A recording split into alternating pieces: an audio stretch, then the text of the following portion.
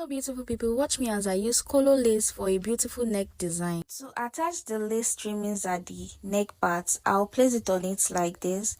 Then I'll cut it in such a way that it maintains the design of the lace trimmings. Then I'll sew on it. I'll do the same thing for the other side.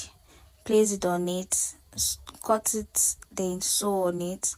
Then I'll be placing another lace trimmings under it. Then I would sew on it also,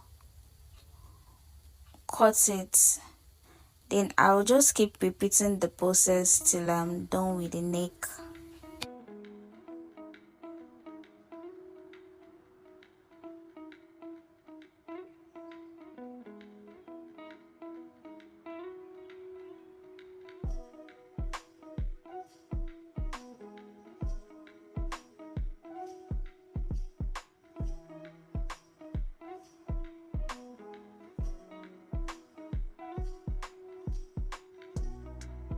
The neck design really came out beautiful. Would you be trying this out?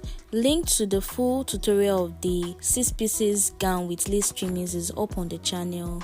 Thanks for watching. Please like, subscribe, comment and share. It will go a long way in helping my channel grow. See you in my next video. Bye.